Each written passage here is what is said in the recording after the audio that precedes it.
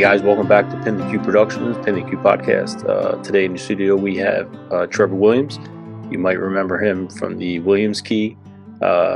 He's in the studio with us, and we're going to talk about something pretty incredible, actually. So you don't want to miss this. Trevor, welcome. Thanks for having me again. I appreciate it. Yes.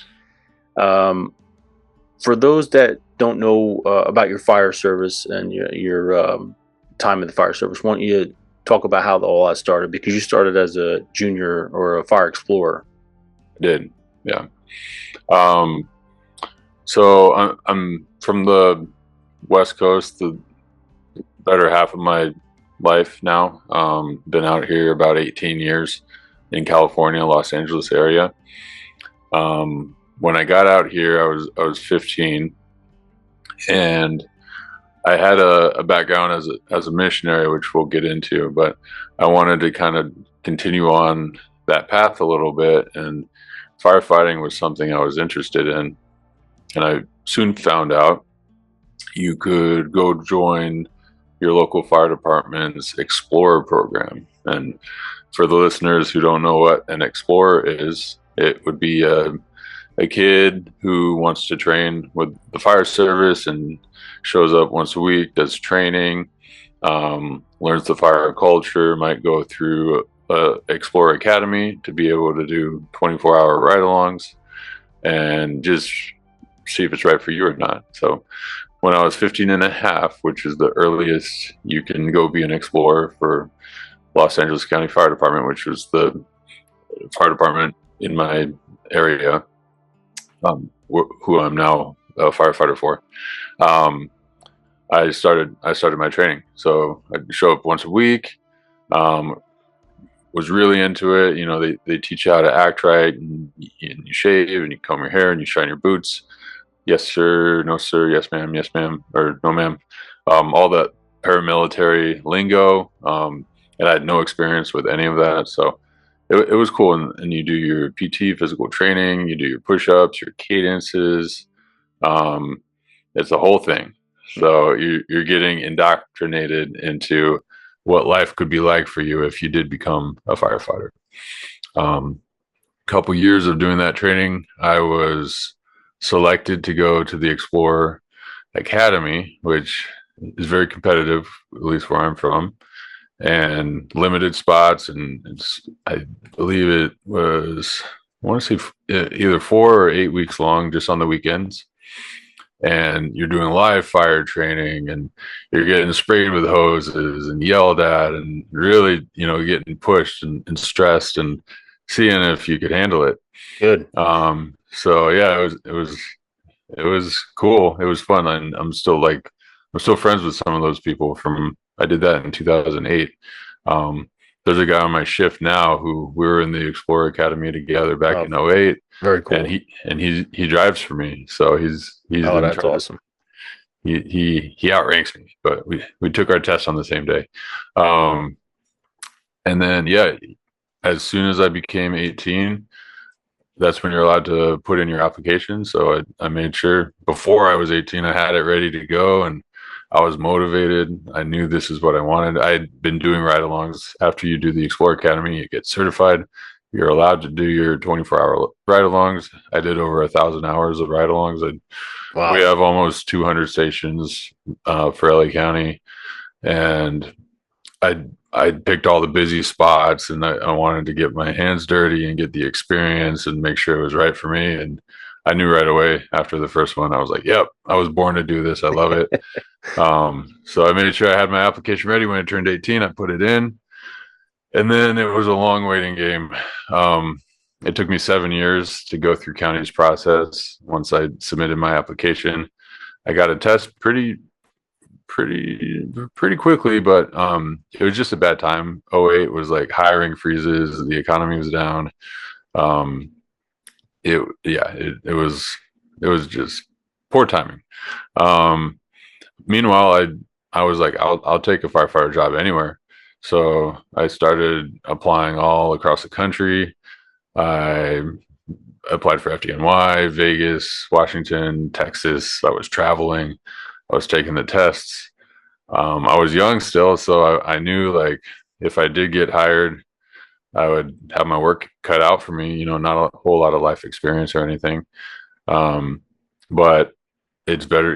At least I'm getting the practice in, taking those tests, and it might take me a couple tries before I nail it. Um, but yeah, and let's see, 2016, I believe it was, maybe 2015.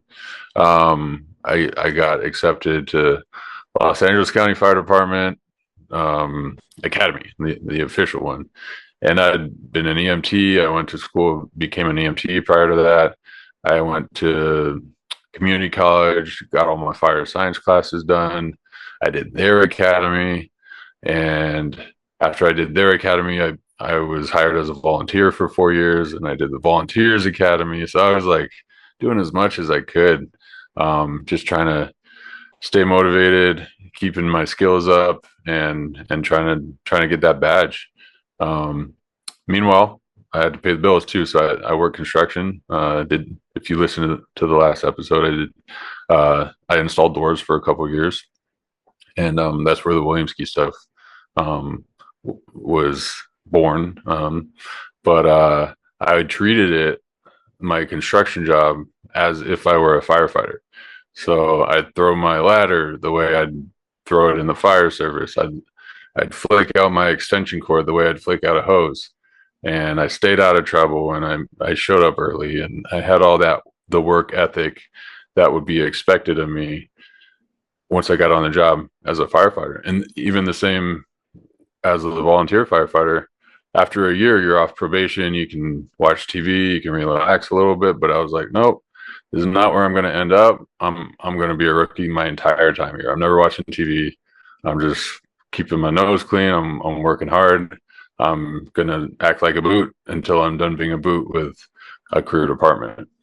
So yeah, I took it real serious. And I think 2016, I was on the floor as a rookie in West Hollywood, Firehouse 8.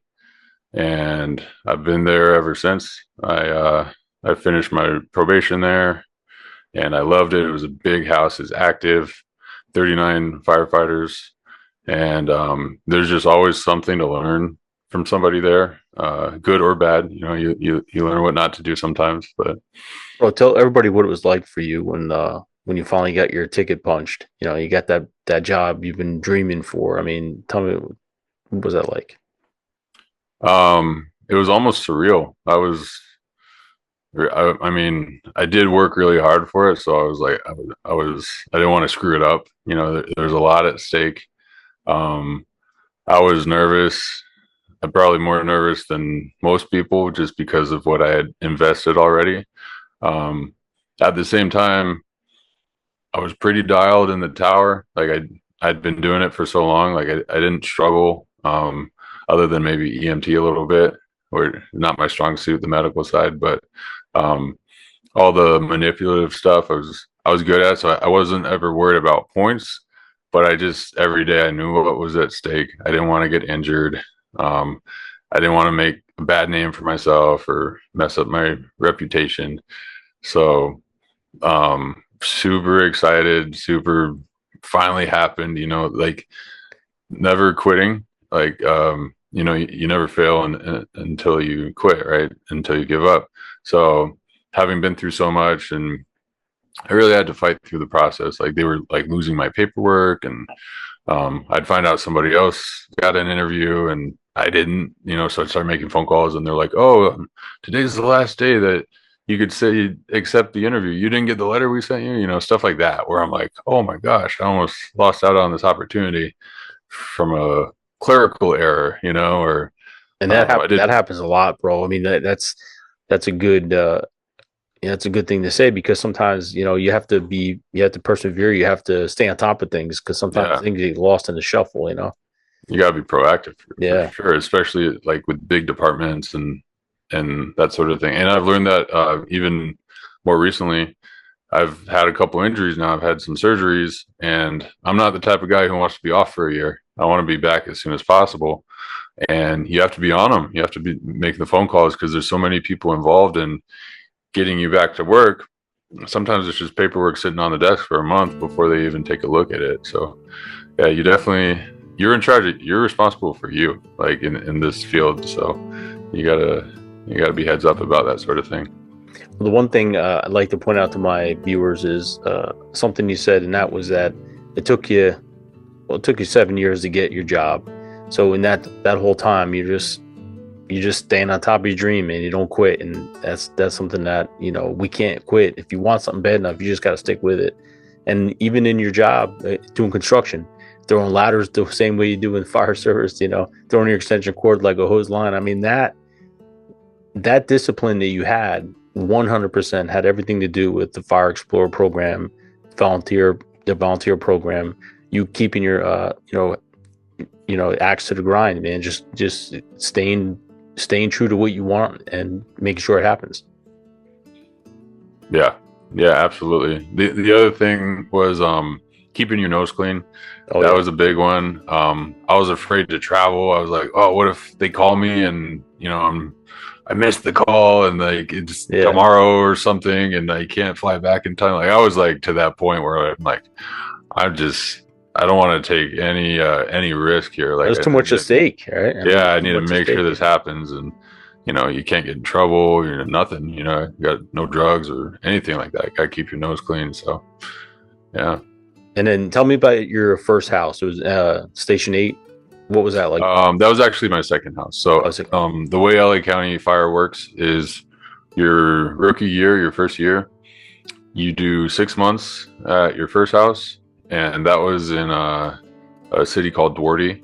And then my second house was Firehouse 8, which is more of a traditional big firehouse. Like that was kind of what I was looking for. So I was happy to end up there. You don't have to leave when you finish your second spot, unless they want you to, and they'll make that very clear. But for me, they liked me and they allowed me to stay. So, yeah, it's just rowdy. It's like, it's fun. It's like the type of stuff you'd see on a TV show. That's our everyday, just pranks and laughter and training hard and fire. Like the calls were very dynamic, and we protect Sunset Boulevard in Hollywood.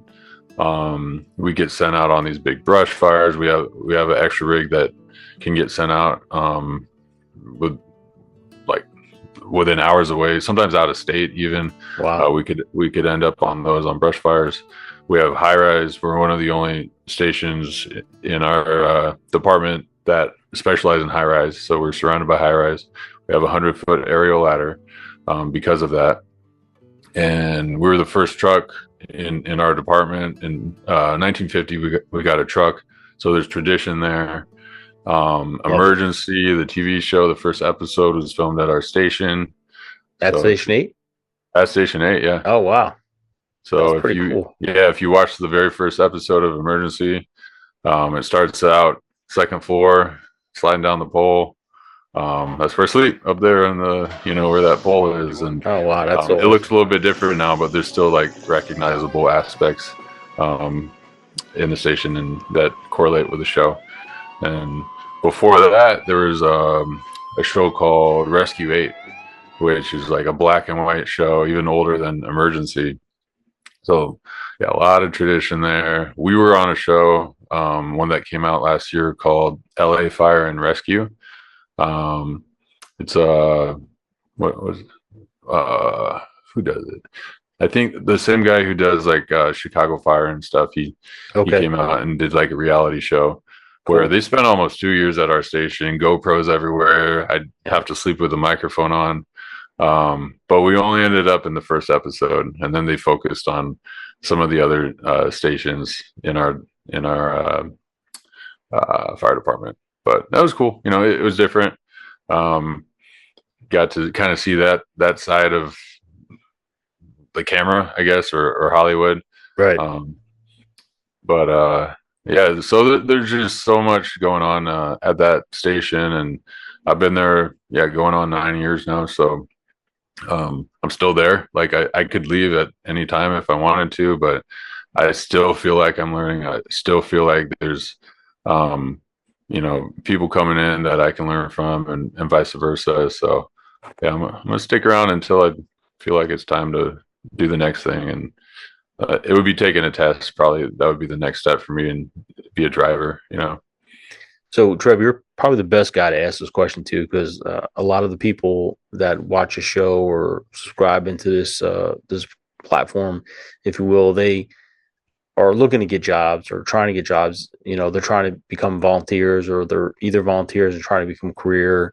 Um, and it's not happening right away, right? It takes a little bit. So talk to me about, and talk to them about, what are some strategies for staying with it and not quitting.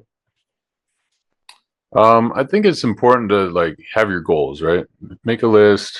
Not everybody's like a goal or a list person, but if you've never tried it, it's worth giving it a shot. You can even have like a board in your room or your office where it's like your dream board, right? Like stuff that you want to accomplish, and start small. Give yourself like things that you actually know you can do, like, hey, I'm going to run twice a week because cardio is important for the fire service, or I'm going to get a gym membership and make sure I'm going consistently, or I'm going to work on my diet. Like there's so many like little aspects to it that kind of build you into the firefighter, right? So um, with that being said, um, a lot of departments, they service like in the medical field too. So becoming an EMT, that can make you more valuable as a candidate. You're more eligible for more departments if you're an EMT. Take it a step further, you can become a paramedic. That's that's hard. That's time and money there. You're really like committed. But in the meantime, you might be able to get a higher paying job just as a paramedic for an ambulance company. And that'll go a long way for you because you're using skills that you'll need as a captain. Like you'll be on the radio, you'll be like making command decisions that affect people's lives. So that's a good way to go too. Take your fire science classes, volunteer, meet people, go to events. You never know who you're going to meet. Oh, networking is huge in the fire Yeah, service. networking is huge. It is huge. And Yep. don't judge a book by its cover. You don't know who the person is standing next to you. So It's it not the could be truth. somebody that could change your life. Yep. So yeah, think twice. If you see somebody that you're like, oh, I'm going to say something in a bad way, right? Like you feel like you don't know who they are and you're challenged by them and you're going to like whatever. That could be a really important person that could have a positive impact on your life. So think twice before Or you do negative. something like that. Yeah, Or negative. yeah, Yeah. or negative. Yeah, well, Yeah. especially if you say the wrong thing to Oh them. yeah.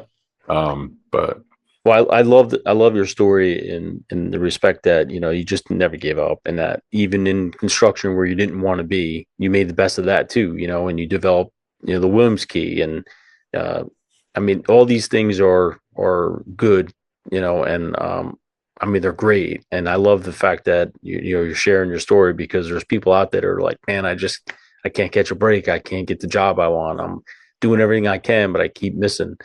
But it might take 7 years. I mean, that's the story here. It just might. yeah, I mean, hopefully it doesn't. I know we're kind of in a new culture of like instant gratification, and Oh yeah. Yep. we want the high paying job without doing any work for it. But trust me when I say like you want to earn this, because you might be beside somebody who didn't earn it, and they take the job for granted, and they don't treat it the same, and people are going to see that, and they're not going to get the respect. They're not going to understand the culture, and they're you got to sacrifice. Like nothing worth doing comes easy. Oh yeah. What's that phrase? Yeah. Yep. So the Nothing harder you great work comes easy. for it, Yep. yeah, the harder you work for it, like the more you're gonna value and cherish it. So Absolutely. And appreciate, like you said, you'll appreciate a lot more, knowing you work so hard for it. yeah, So you're in a busy house in LA. First of all, you're at the station where Mercy was filmed. That's pretty cool in itself, right? I'm a huge history buff when it comes to the fire service. I love it. I love the culture. I love the traditions. Um, that's pretty cool. Just to be in that house. I mean, I know it's a TV show, but it's a very famous TV show based on, when paramedics weren't even, no one even knew what a paramedic was back then. So it's kind of cool that you're in that station. You have high rises. I mean, you're on Sunset Strip. I mean, there's a lot of cool things you got going on, and I love that you got to that point, man. It's cool. Now that it's at the station, and you're pretty content. So, has there been any particular call that stuck with you, or a memorable call? Yes. So working in my district, Sunset Boulevard and all that stuff, Hollywood, um, people like the thing I get asked the most is like, "Oh, do you see celebrities and stuff?" And it's like we do from time to time. Like Arnold Schwarzenegger's rolled up in his Rolls Royce, smoking a cigar, and fist bump us, like my captain, as we're driving, and That's cool. um, you'll see like random, yeah, YouTubers and just random stars from time to time. Um, but yeah, there's a lot of calls that kind of stuck out to me. There's one I can think of specifically that was like really dynamic, where in my department, like you never know where you're gonna end up at the end of the day. So on this particular day, I work in West Hollywood. I ended up working at a station in a different city about 50 minutes away called Glendora. And when I got there, I got sent to my first confined space rescue, and I had just completed like USAR training and stuff. So I was stoked. Like I knew what to do. You're like, here we Um, go, here we go. Yeah. yeah, and we can do some of that without calling the search and rescue stations because they take like an hour to get there and stuff. So we try and do as much as we can before they get there, so we can cancel them and stuff. So yeah, guy fell down a like construction site manhole, broke some bones, and he was stuck in the bottom. So we got to extricate him. So that was cool. After that, we got sent to another city, couple of cities over, for a fire. We're first on scene for this fire. We roll up, and it's like a field that's on fire behind a commercial business, like a warehouse. And there's a locked gate keeping us from like making good access. So I jump out, bolt cutters. I'm starting to cut the lock on this gate, and we start hearing like explosion noises. And I'm like, oh shoot, like head on a swivel, like Right. situational awareness is up. I'm like, that's unusual. Right. Maybe there's like propane tanks in the field or something going off. Um, as we're like pulling in, a bunch of cops roll up, and they're like, careful, he's got a gun, he's shooting. And Oh like, man. I'm like, oh, there's a guy out there. Like, we're being shot at. Like, I'm being shot at while I'm like trying to get us in there. Like, oh, that's good information to know. So then we're like sheltering because apparently this guy had set the field on fire, and he was protecting it with his gun that he was firing at us. So it turned into a longer call. Oh SWAT yeah. showed up. They had like drones going up. They had their snipers. I had to throw a ladder for a sniper to like ladder a building and for him to set up. And before long, we hear a bunch of gunfire. And the ground SWAT crew had gone and found this guy and lit him up. He got shot, I think, 9 times. Um, so then they're like, hey, they call our engine. They're like, we need you for like medical attention on this victim. And so I went from fighting fire to going and plugging bullet holes on this dude. And he was like, none of them were fatal. So they're like, he's still alive. He's bleeding out. But I'm like, all right, cool. Plug all these holes. Um, they get him loaded up in the ambulance. And the way our system works is the paramedics have their own squad that doesn't transport. It's just like a pickup truck. But the medics will jump in with the patient in the ambulance, which is like private contract ambulance. Somebody has to drive their squad. So I had to jump in the squad as a firefighter, follow this ambulance to another city where they transported this guy. So I was like, man, this has been such a crazy day. Like, started off in West Hollywood. Then Yeah. I was in Glendora. Then I had confined space. Then I had a fire. Then I got shot at. Then that guy got shot at.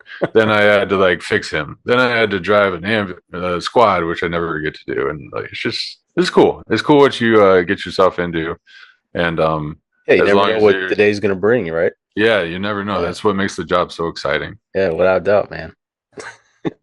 It's funny, Um, like how everything could just in a second just change, right? yeah, You go into a field fire and it turns into like this whole thing. yeah. I mean, I guess we get assigned bulletproof vests, and I guess maybe that's.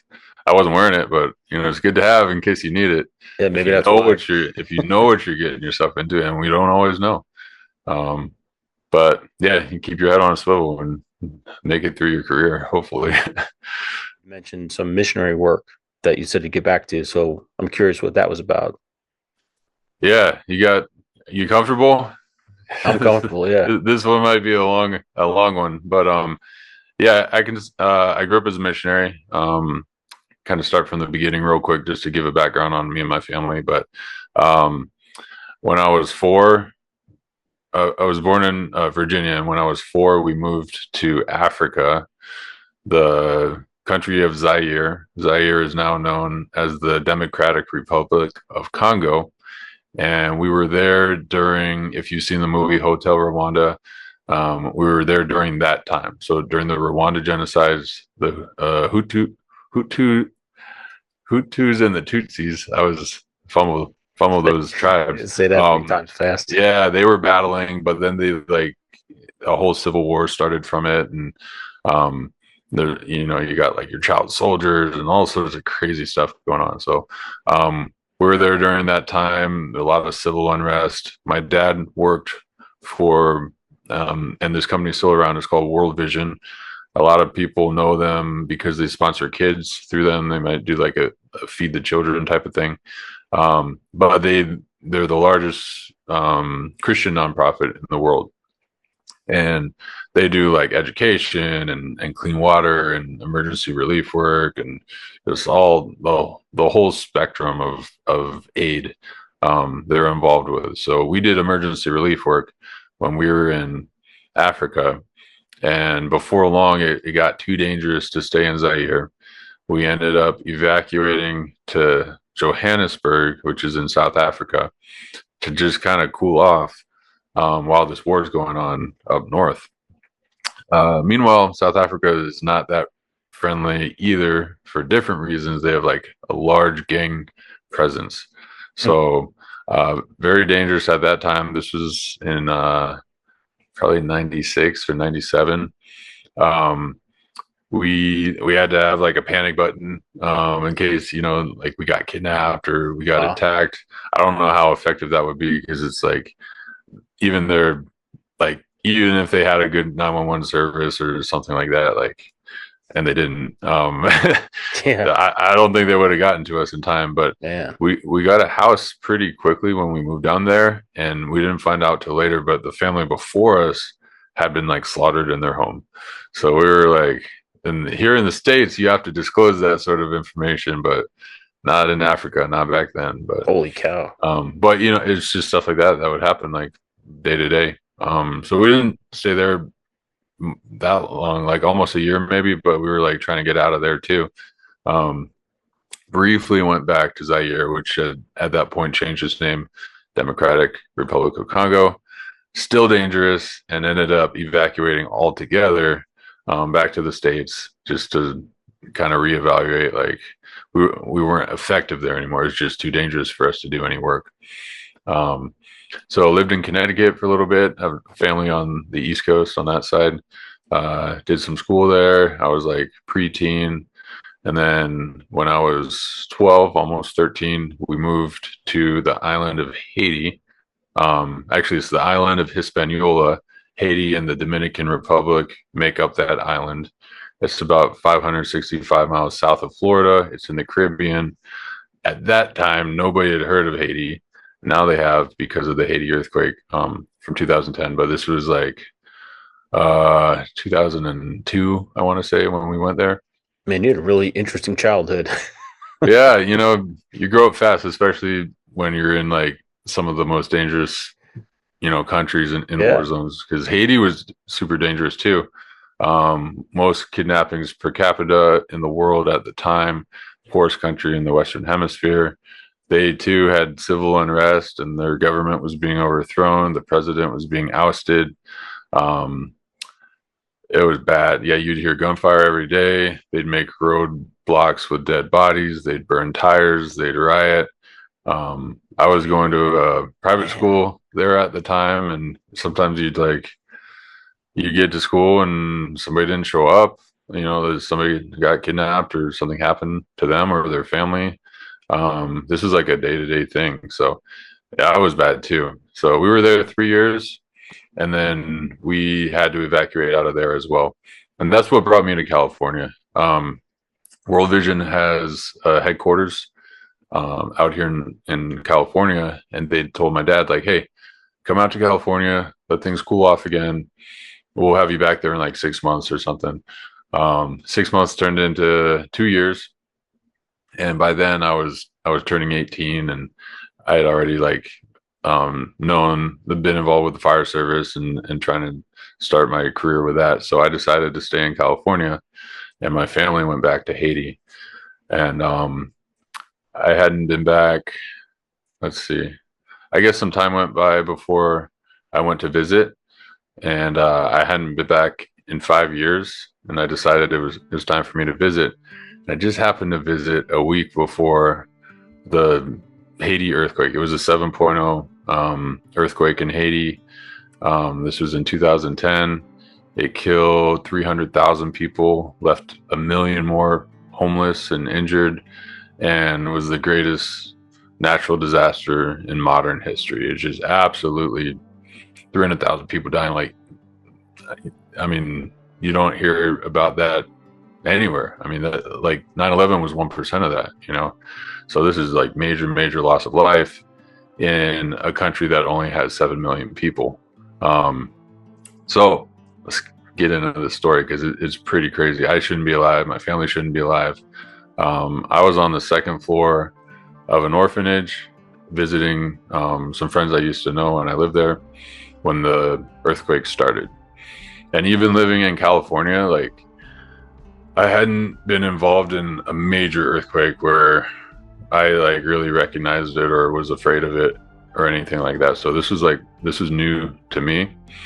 And after about 4 seconds, it got really intense, and every second seemed like a minute, or it only lasted for 39 seconds, but it seemed like an eternity, and just time stood still. Initially I thought there was a big Mack truck rumbling down the road, and then after a few seconds it felt like a train was running into our building. And we were down in the city. Haiti's a mountainous island that kind of slopes down into the ocean. On that day I was deep down in the city, so I couldn't see what was around me other than a couple other houses, and it's a very condensed, overpopulated area. So I started seeing houses going down around us, and dust and debris fly up in the air. It was noisy. People were screaming. There's 110 orphans at that orphanage, 110 kids. All the special needs kids were on the second floor where I was. Not sure why they were on the second floor. That seems like a little hard for special needs, but that's just how it worked out. But I knew that if I wasn't okay, I couldn't help other people. So this is kind of this is a tough conflict a lot of firefighters have. We always want to, take the risk and save a life, but if we become part of the problem, we can't help, and we use up resources and stuff. So my goal was to stay alive, and I was on the second floor balcony. I saw a truck down below that I could jump onto if our building started to collapse. Fortunately it did not, but tables and chairs and everything came off the wall. There's cracks in the walls. Part of the wall surrounding the orphanage had fallen down, and it got rocked. So as soon as it finished, we got all the kids out and into a temporary refuge area, if you will, away from the collapse zones as much as possible, from this 2-story orphanage and the walls that surrounded it. And we didn't know if this earthquake was like the first one of many, if that was the small one, or if there's Yeah, something really. even bigger coming. Like there was a lot of unknowns, and nobody's phone worked. All the cell phone towers went down. There's 7 million people trying to make phone calls, or what was left of those people. So there's no getting through. And we also didn't know like how devastating it was. Like nobody had been timing it. At least initially where I was at, like nobody knew anything. And we didn't know if it was just like a little area that was affected where we were, or if it was like the whole country or the whole world. Like, we had no idea what was going on. This happened close to dusk, so in the evening, and my family wasn't with me, but they had a good idea of I could have been like one of two places. So eventually my dad showed up, and he had this look on his face that I'd never seen before. He pulled me aside. He's like, Trevor, we need to talk. And he was by himself. And he was like, I went back to the apartments where your mom and your two sisters, we knew they were there during the earthquake. And this was a 5-story apartment on the side of a mountain.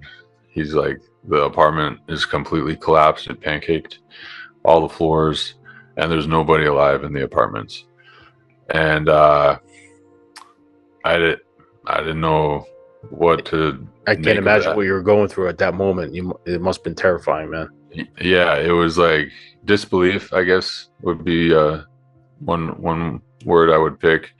I didn't want to believe my family was dead, and he didn't say they were dead. He just said he couldn't find anybody alive, and hadn't located their bodies.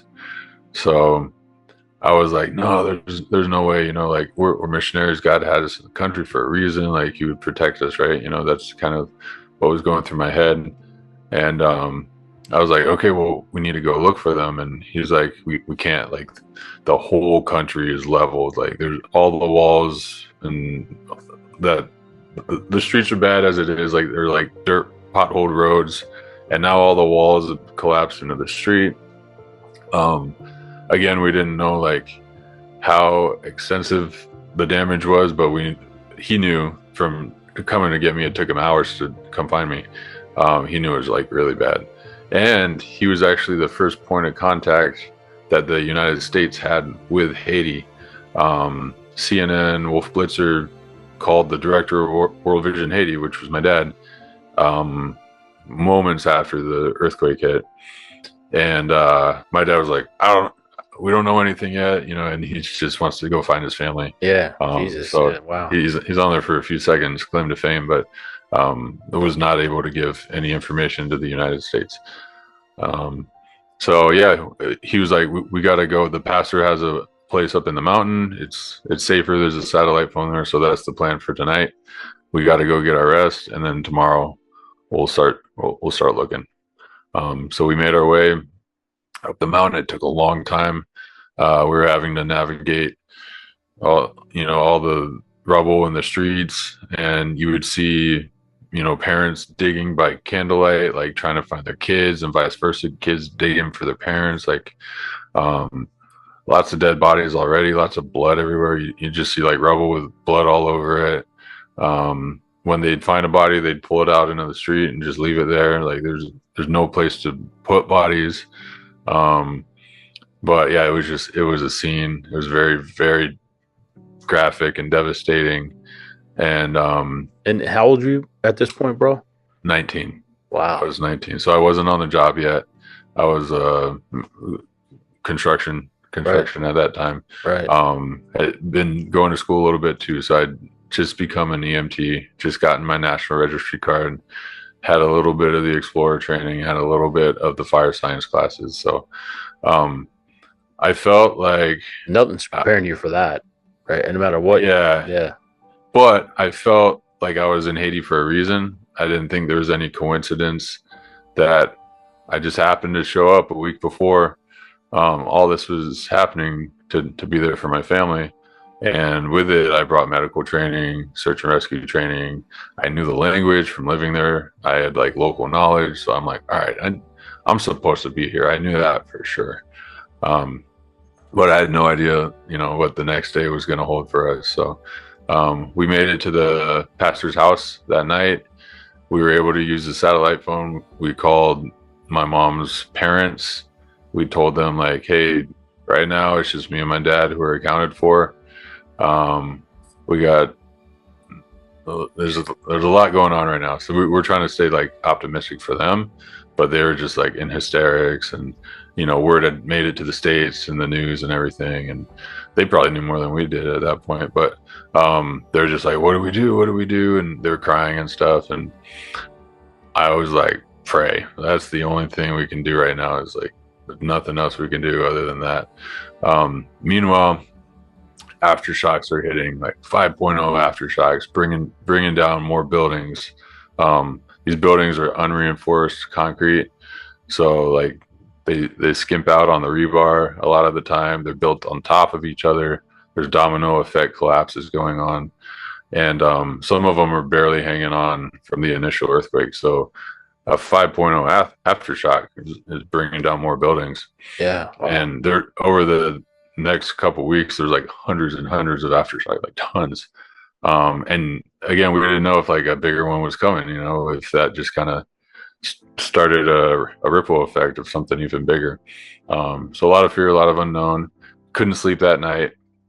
For multiple reasons. Good. Wow. Multiple reasons. The biggest one was like thinking about my family and thinking about what to do, and I couldn't believe it, and disbelief. Fighting reality, like just that hurts so bad. Like you don't even want to like be in it. It's just imagining life without your family like that. It's just, that was like, I can't describe it. It's undescribable unless you've been there. But trying to keep hope alive at the same time. I'm like, maybe one of them made it. Maybe they all made it. We don't know yet. We got to go find them. So the next morning, as soon as the sun started to rise, a little bit of daylight, I was up. I was like, all right, Dad, we got to go. Let's go find them. Let's go rescue them.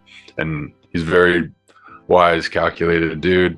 He's like, no, we need our strength. We need to eat. We need to sit down and eat and get our plan for the day. And I was like, oh, okay, yeah, he's right. So I wasn't hungry, but I was like trying to force myself to eat.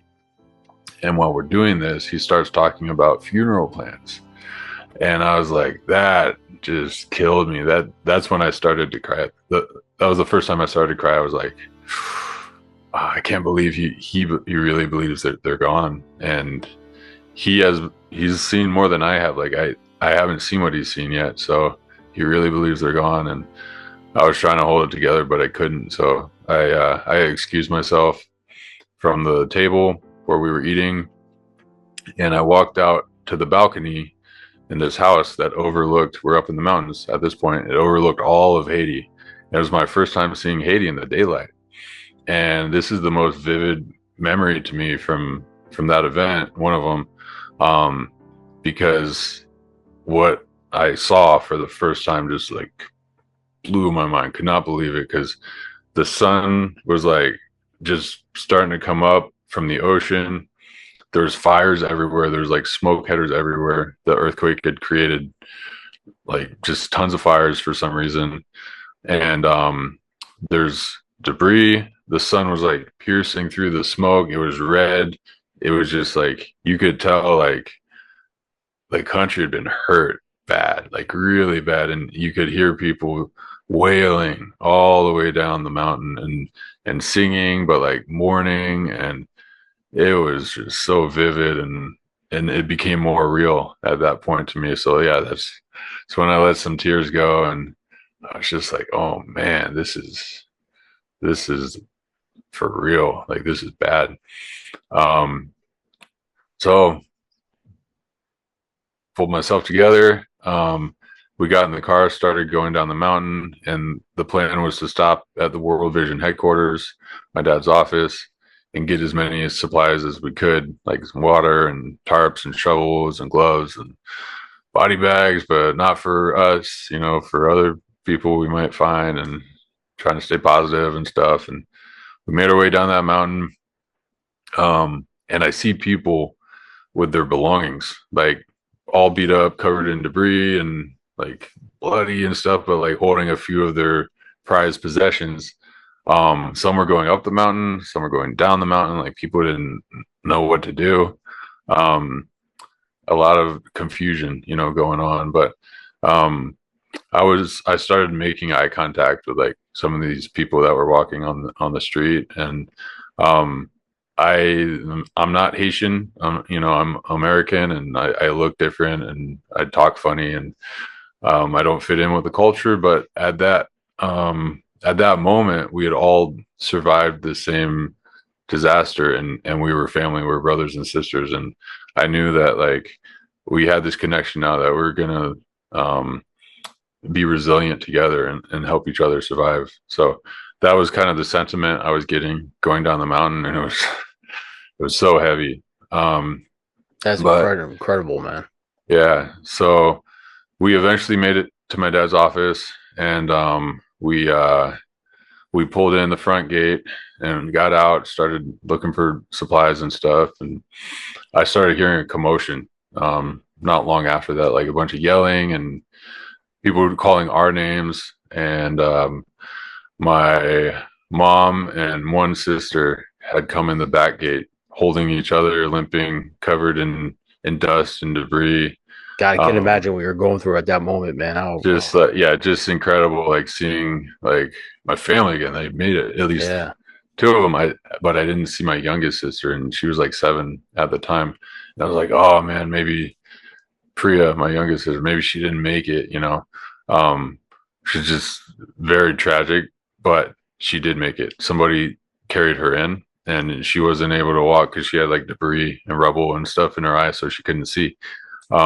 But somebody was helping carry her, and so all of us met up and just held each other for a while and cried and like celebrated that we'd all made it and found each other. And that's the strongest feeling I've probably ever experienced, just going from like complete loss to like second chance, for my family again, and everybody's alive. And oh, it was beautiful. It was like, it's something I still think about almost every day, 14 years later. Yeah, I So mean that I can't imagine what you're going through, all those emotions. I mean, you're trying to help people in this amazing disaster at the same time you can't find your family. Uh I can't imagine the emotional toll that took on you. At such a yeah, young age too, at 19. I mean, that's yeah, it was a lot to process, that's for sure. And I mean, I still get to talk about it even like right now. This is therapeutic for me, so I appreciate the opportunity to come on your show and share this experience. But there's a lot more to it. So um, after after we all got together, we wanted to get medical help for my mom, especially. We thought she broke her arm and her leg, and she had no shoes. And the youngest one, she couldn't see, and she had no shoes. And my other sister, her name's Dawn. I believe she was 14 at the time. She did have shoes, and she was the one kind of keeping them all together and keeping them focused.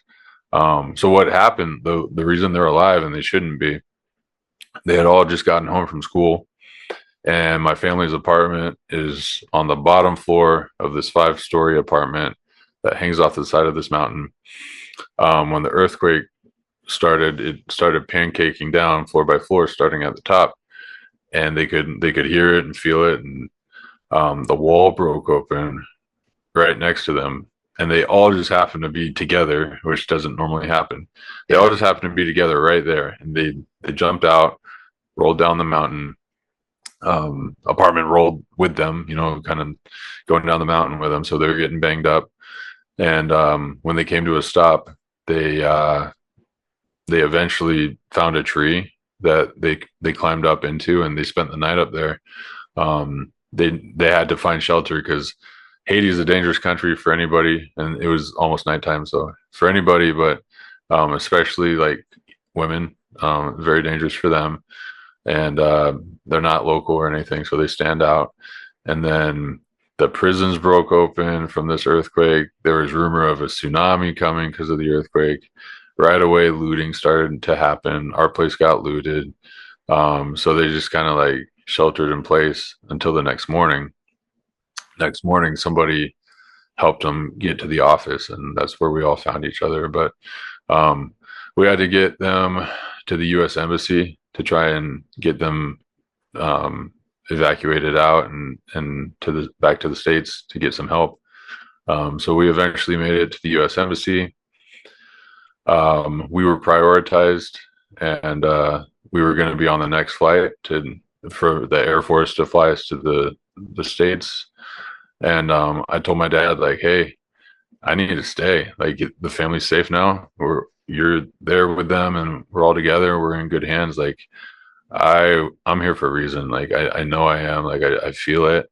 I know the language. I know the country. I'm an EMT. I have this search and rescue training. I got some fire experience. Like, I'm a helper. Like, this is like, I'm in the perfect spot to do that. And he's like, he didn't argue. He's like, you're right. He gives me the car keys, and then they get on the plane and they fly back to the States. And now I'm on my own in Haiti. And people were like, "Oh, you're crazy! Like, you have the gold. You're American. You have the golden ticket to go home. You know, to go to America." And I was like, "No, my golden ticket is where I'm at right now to stay here because the whole world's gonna try and come here to help, and they're not gonna be able to. The airport's shut down. It's damaged. Like, only like specialty planes are gonna be able to land, and resources are gonna be very limited. Like, I knew that."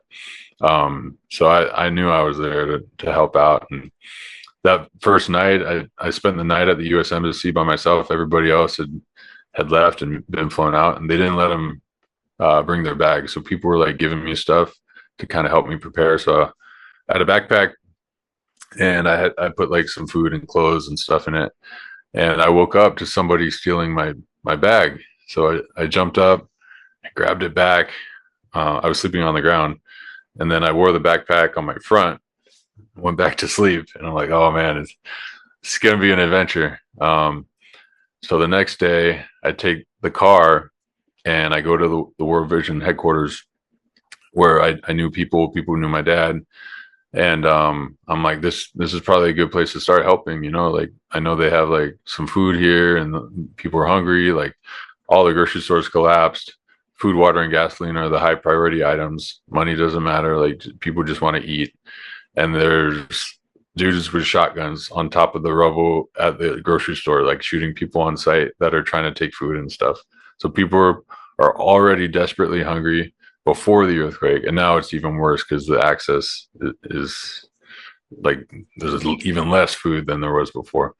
So the people at World Vision thought that I was like, had the same capabilities as my dad, which is not true at all, you know, as a 19-year-old. But they're like, oh, Mr. Frank, you know, you're his son. Yeah, you're good. Okay.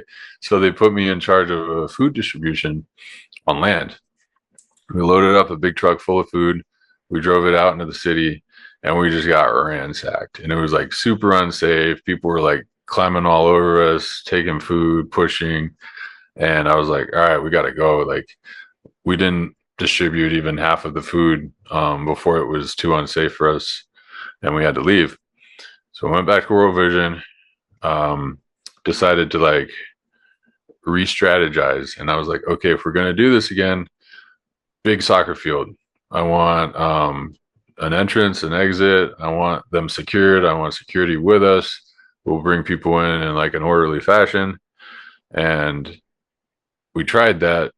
Same thing. We got overran to the point where, like, you know, guns were about to be fired and stuff. So we left. We got out of there, and I was like, okay, this isn't working.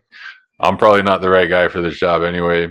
So I started looking for the next thing, like the next way that I could help.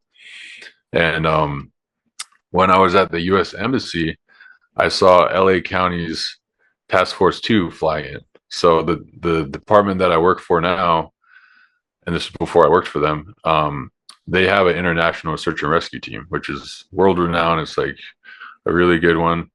and I just so happened to be wearing some LA County shirt and hat, and that's all I had on me. I lost everything else I had in the apartment collapse. I didn't have any other clothes, but I just so happened, because I was an explorer, I had a LA County shirt and an LA County hat, and we were separated by a fence. But I saw Like, what are the chances of that, right? yeah, super like What are the bizarre. chances? Yeah.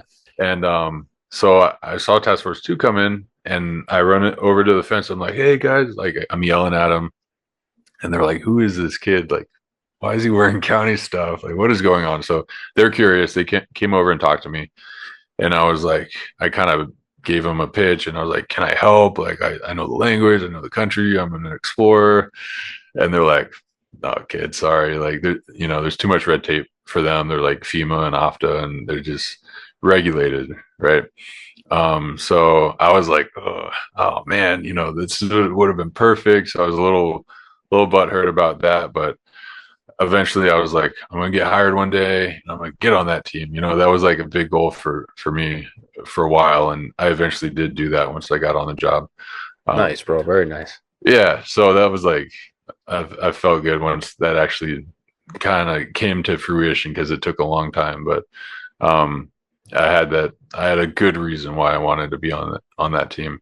But in the meantime, while I was in Haiti, I found another search and rescue team, and it was like pieced together, like not as regimented as a Task Force 2, like nationally or internationally recognized team. But this team was great too. So it had a cadaver dog, it had security, it had a Navy SEAL, a pilot, Army Ranger, um, a paramedic. So a little bit of everything. And I pitched myself to them, and I was like, hey, all I can offer is, like, I know the language, I know the country. I was here when the earthquake happened. Like, can I help? I can dig, like I was trying to get involved. And they're like, yeah, absolutely. So I went around with them. We didn't find anybody alive. It was body parts only, unfortunately. That's But terrible. um, yeah, we're trying, and it was tough. And I think the LA County search and rescue team had, like, I don't know, over 10 saves, like maybe 10 to 17, somewhere in there. But they have got big teams, tons of equipment, and all the intel, and they did a little bit better, but at least we were trying. And um, before long, I had made friends. We were back and forth to the airport a lot, so I'd made friends at the airport, and I met a group of Mormons who were independently wealthy, and they had flown down 3 of their own helicopters. And I was like, this seems like a cool group of guys. Like, maybe I can get with them. And what they were doing was, like, they were like stealing food, and they were dropping it all over the country, because the food that was getting donated from all these countries like Russia and China, and like all these big planes were landing, dumping food, and taking off, and there's nobody to, like, distribute it. It was too dangerous. Like my story earlier, people were just getting hurt, trying to get the food out. People were desperate out there. It's crazy to me to think you were just thrown into that. And, that's incredible, man. At 19 years old, trying to orchestrate that, that's incredible. Yeah, I felt like I gave it a good try, but yeah, it was just too dynamic. At that point, like, we didn't know what to expect. But yeah, absolute desperation. People are going into their, like, animal instinct modes, where they'll kill for food. They'll kill for food. And so yeah, so anyways, I ended up with this helicopter team, and they wanted to use me, and this was the most fun I had in Haiti by far. All day long, I was going on these helicopter rides. We'd load them up with food, 50-pound bags of beans, and we'd jump out with Rambo knives, rip them open, dump them. Helicopters would take off. People would be coming out of the woodworks, and Oh man, we'd have to jump in the helicopter before the people got to us. So it was, like, very exciting and dynamic. And at night, they'd fly to the Dominican Republic. They paid the mafia to secure a baseball field and protect us. And money talks, right? So they could kind of do whatever they wanted. And it was by far the most effective, I would say, of getting food out. And eventually we kind of learned some strategy distributing food by helicopter, and we'd hover over rivers and, like, throw canned goods out, and people would go in the river and collect it, instead of putting ourselves in risk by landing. And yeah, so after about a week of doing that, they left. I'd made more friends at the airport, and there was a big MASH tent set up by the University of Miami, and it was just a hospital, like a giant circus tent hospital, where they were catering to like all these bodies that they were bringing in, that the people who were still alive, and even up to like I think 20 days later, they were still finding people alive that Wow. had been buried next to a water source or like with food or something. Wow. Um, That's but just incredible. tons of gnarly stuff, like lots and lots of amputations. When I first got there, they like verified me. They were like, "Do you have your national registry card?" Because I told them I was an EMT, and I had gone back to the apartment to like kind of look for my stuff. All my stuff had already been looted, but somebody had found my wallet, taken the money, risked more than I would have risked, like going deep in there to find it. And they left my wallet with my national registry card in there. So I had this beat up, like it had That's been hit crazy. by an earthquake, but it still, you could still read my name on it and stuff. And I presented that. I was like, I was proud of it. I'm like, yeah, I do have it. I went back to get it.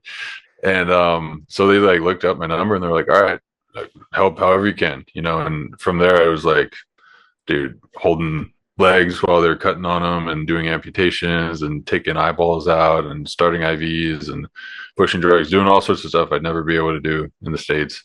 But we're like in an emergency scope of practice, so I could just be as productive as I could in that scenario.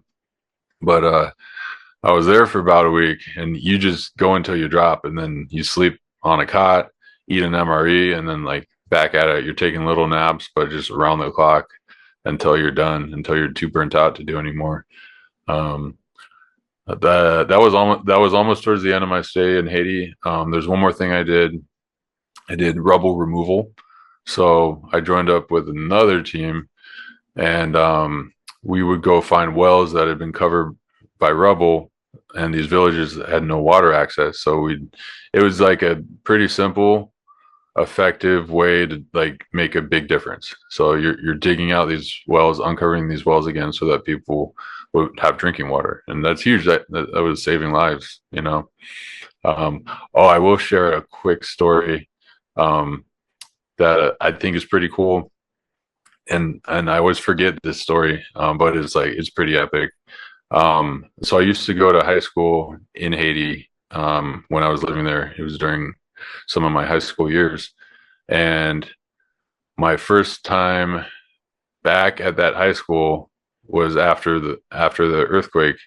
I was with the helicopter team. I was pretty much my last flight, and they're like, "Hey, thanks for helping us. We'll take you wherever you want to go, and we'll drop you off. So if just let us know." So I was trying to find where I knew like the church was that I used to go to, because I knew it had a big open field, and I knew my way from there. But I couldn't find it from the air. Like it was hard to like make stuff out. But I saw my school's basketball court, and I was like, "Oh, that's my old school. Land on the soccer field." That's incredible, man. And so they come. It's a small helicopter, but they landed on the soccer field right in the middle. And like the army had set up a base at the school, and there was like lots of missionaries and people who were like students and involved with the school, like working out of that facility. It wasn't functioning as a school anymore, but it's like a lot of people I knew, and it was my first time like going back to my school after all these years, right? And I land in the middle of the soccer field and hop out of this helicopter, and they didn't know who I was at that moment, and they're pissed, right? Because I'm like flipping over these army tents and just causing all this rotor wash everywhere. So I hop out, and they immediately take off, and I'm just standing there by myself, and all these people are running over to me to see who I was, and they're like, "Oh, you must think you're pretty special," they're starting to yell at me and stuff, and I'm like, "It's Trevor Williams." Like my sisters were going to that school at the time, so they know the Williams and everything. And they're like, "Oh shoot, okay," And some of my old teachers are still working there and stuff. So it turned into like a pretty cool like first time back at school drop off thing. So I always forget that part of my story, but I'm I'm like, sure I should share this. at that moment, I mean, you needed that. You needed that. I mean, after all everything you saw, right? Everything you've been through with your family, the devastation, just everything you saw in general. It must have been so special for you to have that little moment right there. Yeah, yeah, it's something that I keep with me, and I forget about it sometimes, but it is, yeah, it was definitely a special moment. And then I was seeing a lot of old friends there at school, and that's how I got hooked up with the rubble removal team, because they were like working out of the school. And then after that, I was like, I think it's time for me to go home. Yeah. And And how long were you there? How long were you in the country? almost a month. Wow. Wow. Yeah, almost a month with no money, no phone, no, like, just flying by the seat of my pants. And when I did want to go home, I wasn't able to just like, hey, I'm gonna go buy a ticket, or I'm gonna call my dad and see if he can buy me a ticket. Or none of that. People have been trying to get out of the country ever since the earthquake, and the airport is shut down. But I like knew in my heart, I'm like, my work here is done for now. I want to keep helping, but I just can't. Like, I mean, you need a mental reset at some point. Yeah, I need to reset. Right. Yeah, I was seeing so much gnarly stuff every day, and by that point, like, most of the people, there's nobody else to save. There's still hundreds of thousands of people buried. You could smell it everywhere you went. It was like starting to get bad. Like, anywhere you went, you could smell the decay, and at this point, they were loading up dump truck after dump truck after dump truck of dead bodies. Oh my God! Lining up, out to a mass grave that they had dug, like, out by the countryside and stuff. So yeah, it was getting pretty bad. And then cholera was setting in too, because it was starting to rain, and then that was washing over the dead bodies and getting into people's like drinking water and living spaces and stuff. But all that aside, I needed to go home. So they told me, you're not going to be able to go home. They're like, people aren't getting out right now. I was like, okay, but take me to the airport. So I'm like, I'm just going to go as far as I can and see what happens. And no passport, nothing, no money, nothing. So I got dropped off at the airport. I was like, I'm just going to walk and see if I can get in. Walk past security, walk past the checkpoints. Nobody stopped me. Kept walking until I made it out to the tarmac. I get out there.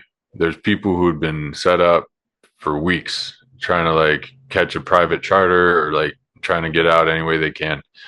And I'm out on the tarmac, kind of looking around, seeing what my next move could be. Somebody runs over to me. They're like, "Hey, we have a flight going to the Bahamas. It leaves in like 10 minutes. We thought we should talk to you. We got one more spot." And I was like, okay. That's incredible. You got all the way out to the tarmac, and now you're getting a ride. That's crazy. Yeah. Well, I'm like, what? I don't have any money though. I don't have a passport. They're like, that's okay. You can donate to us later if you want, or whatever. I'm like, okay. I knew I needed to, like, trust this process and just go. So within probably half an hour of showing up at the airport, I was on a flight. It stopped in the Bahamas, fueled up, and then it flew to Florida. And in Florida, I'm like, oh man, I'm not gonna make it through customs or anything. Like, I don't know what to do next. Same thing though. I'm like one foot in front of the other.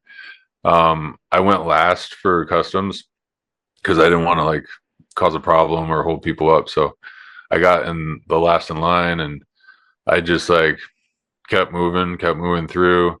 Nobody asked me for an ID. Nobody checked anything. That's like incredible, they just let me through. That's so awesome. I was definitely looking out for you. Yeah, God's like paving the way. Yeah. For sure. So now I'm out of the airport in some random airport in Florida. I don't even know what city I'm in. And I asked to borrow a cell phone. Then I called my dad. I was like, "Hey Dad, I'm alive. I'm back in the States. I'm in Florida. Can you get me a ticket somewhere?" And he's like, "Yeah, you need to be at this airport. I forget which one, like Miami or whatever, by tomorrow morning." So I was like, okay, I'm going to figure out how to do that with no money. And I got in one of those vans that was just like picking up tons of people. And I got in a van, and I'm like, I hope we're going the right way. and we drive an hour, and luckily it's like in the right direction. I make friends on this bus, and I kind of share with them my story, and they're like, "Oh, you could like sleep on the floor in our hotel tonight if you want." And I'm like, "All right, cool, I will." So I slept on the floor. Bro, Next morning, your story is like incredible. I can't believe you need to write a book yeah, about this. I started to, Yeah, seriously. yeah, I need to finish it, but I did start one. Yeah, no kidding. Um, It's seriously. This is an incredible story. It's like nuts. Everything you've been through. I mean, even what you're talking about now is incredible to me. Like how you even got to Florida. yeah. So same thing. Slept on the floor. Next morning, Some random Continental. hotel. Yeah, Random random hotel, random hotel, people, right? random people that were nice. Continental breakfast for free that next morning. Hopped into one of those free shuttles. He got me to the airport I needed to be at, and then that's when I had to like do some explaining because like the ticket was bought, but like I couldn't prove that I was Trevor Williams and stuff. So I'm like, listen, I just got out of Haiti earthquake. Like I lost all my stuff. Just put me on that flight. And the first line I was in like denied me. So I got in another line and they let me through. And then I got on that plane and I was able to get home. Did you still have your national registry card? What was left of it? I did. Yeah. Yeah, all right. I don't remember if I pulled that out or not Yeah, to yeah, prove my name, but I did have that. You're right. Never thought of that. yeah. Um, so I was done helping in Haiti physically, but I still felt a calling to help out because I got a second chance too. I didn't explain this part of the story, but one of the things I had set up in Haiti when I was initially going to visit was I was going to teach fire training to the United Nations because they had a new fire program, and I was like, I'm not like an expert, but I know enough to like do basic training with people who know nothing, and this could resume builder, get to go back to Haiti, get to visit my family, like it was a win-win. Um, but UN was like, cool, yeah, we think we want you, but we do have some formalities, so you need to physically come in, do a little interview, and get your ID badge. So they scheduled that on the day of the earthquake during the time of the earthquake. And had I gone to that interview, I would have been dead. That building completely collapsed. 300 people in that building died. Everybody died in that building. But I just so happened to reschedule my interview for the day Man, before, just so that I could get to work sooner. God was So definitely looking out for you. yeah, God was looking out for me for sure. Oh my gosh. I didn't find this out until like later, like a few weeks later, because I didn't know I'd like skipped out on a building collapse just because I rescheduled my interview. But yeah, later I found that out. I was like, oh shoot, oh that's crazy. Like God was really looking out. So I knew I got a second chance. My family got a second chance, and I wanted to keep helping Haiti. My heart's in Haiti. Like I grew up there, and I love the people, and just wanted to keep giving back. Right. So I started a nonprofit organization once I got back home. It's called Firm Foundation, spelled Firme, Firme, which means solid or strong in the Creole language. And the the mission is to build houses for earthquake survivors. So it made it happen. And as a 19-year-old, I had to figure out how to like run a business, run Look a at you, bro. Look, 501c3, and all by myself. So I was it's making phone unbelievable, calls, man. all that stuff. So big learning experience, which is what has helped me in business today. Just being a proactive go-getter and learning how stuff works. But we built 39 houses so far, and the Good for you, country, man. yeah, that's been super rewarding. And I feel like I am making a big difference there with my team and everything. And just the last couple of years have been just so dangerous in Haiti. It's gotten worse and worse and worse. So Yeah. right now, like it can't go, but we still collect donations and all that stuff. So hopefully in the future, we'll still be able to continue the work. Bro, it's an incredible story, man. Like there was no point that you didn't have my attention. I just can't believe that you went through all that. Have you really processed all this, do you think? Uh, so I want to say yes, because initially I had PTSD. I would wake up yelling and flailing and punching and stuff. And I was able to do some therapy after that. And then with the nonprofit, that's when I like really started sharing my story a lot and trying to I just shared it like tons, and I travel around to colleges and schools and churches and just kind of shared some of, not this long, but some of what I shared with you. And meanwhile, like raising money and stuff. So I think that's a big therapeutic thing. My family had it worse because they got ripped out of Haiti immediately, and they weren't there for like a couple extra weeks where they could like kind of process some of that, where I did. Like I saw worse stuff than they did, but I was processing every day of like what I was going through. I was trying to make sense of it all. And I continued to do that like to this day, like we're talking right now. So I don't know. There's probably like, there's always going to be something, you know, that I can work on a little bit more. But I think having this experience has really helped me as a firefighter, because my worst day as a firefighter has never come close to my worst day as a missionary in Haiti. And that's like my threshold is nothing's come close to here. It's like always, even the worst calls are like way down here for me. Yeah, absolutely. I mean, what you went through is people will maybe never go through that length, thankfully, but you have that experience that you can, you know, persevere through pretty much anything in the fire service. Yeah. And I mean, is that a good thing? I don't know. I think it helps me as a firefighter. Like I'm not internalizing every call I go on. But have I been through some stuff? Yeah. Like it, yeah. And we're all human at the end of the day. So it's like, there's a point where you become like so shut off that it's unhealthy. And I don't think I'm there yet. I think there's a risk to that. So I'm mindful of it. Where you're just like dead inside. Like, I don't want to be that guy either, you know? So I'm trying to, trying to balance it, you know? Oh, I mean, it's incredible, man. It's an incredible story. You have to finish the book though. You have to. You're right. I mean, people need to read this. It's incredible. I just need to find a little bit of time. You know what though? I started writing the book right after the earthquake, when it was more fresh, and it was too painful to write. And I was just, it was messing me up. So maybe now that makes sense. Yeah, now that time has gone by and I've been able to process a little bit more of it. It might be a healthier time for me to do that. Yeah, without a doubt, man. It's incredible, man. It's just, you're a pretty remarkable person. You know, the missionary work, and you're very humble. You've been through a lot. You shared an incredible story with me, which I appreciate, and I know our viewers are going to certainly appreciate a story like this. What advice would you give somebody right now that's looking to get into the fire service? Let's hear it.